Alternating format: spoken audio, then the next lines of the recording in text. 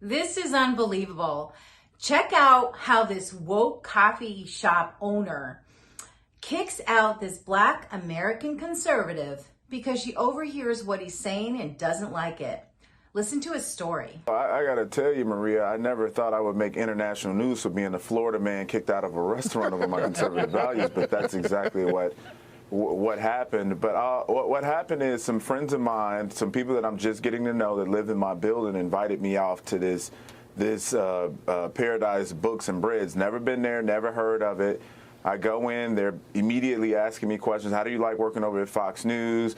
Are you a conservative? And I say, yes, I am. Actually, I have a book out called Taken for Granted, How Conservatism Can Win Back the Americans Liberalism Had Failed. Get the book. And we talked about my brother, how he was murdered in Chicago last year in June, last month or yesterday made 7 months since he's been murdered. And a number of other issues like my pro-life stance, about progressive DAs who are exacerbating the crime issue. And the owner comes over to the table and says, I've been listening to your conversation. You are not welcomed here. And I said, oh, wow, did I say something that triggered you? She said, no, we are not politically aligned. I don't feel comfortable. You have to leave. I own this place.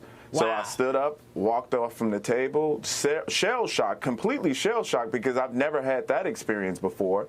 And I went online and tweeted immediately after, and it got 2.5 million views and went viral. So I am disturbed what I'm seeing from folks, and I think this is a microcosm of what we're seeing across the country. Well, it is. How many people were you in the group? I mean, were you talking loudly? I mean, it was a total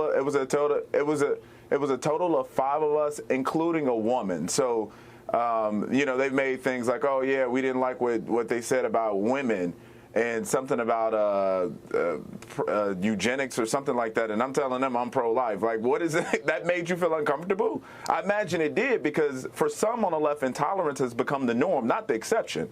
So they want you to capitulate to all of their views, no matter what it is. But if you say, I believe in God, and I talked about my faith in God while I was there as well, if you say that I'm pro-life, then it's a problem. There's a target on your back. And let alone, don't let you be black in saying these things. You got to go. Hey, that what you experienced was outright bigotry in this case. I think it was. I just find it hard to imagine that if I was white and I was saying these things, that they would be so alarmed and put me out.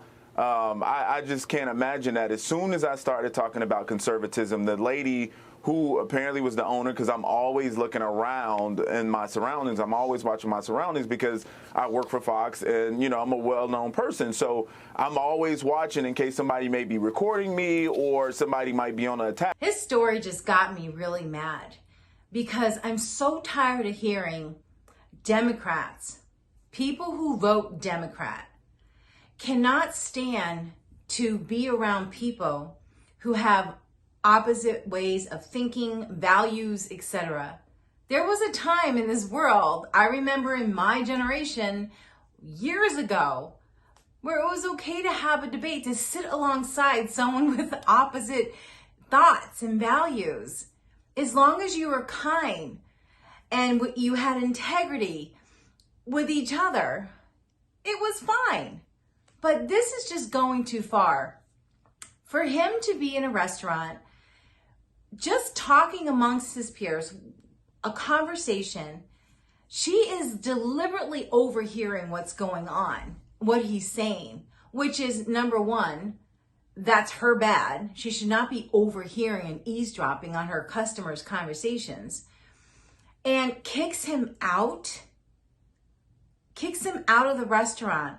How humiliating might have that felt for him, and pissed off as he said he was. And I'm glad he went on Twitter and shared about it and got, oh my God, over 2 million views. And I'm glad to hear that the restaurant was shut down for, what was it, a month? But this is just unbelievable that,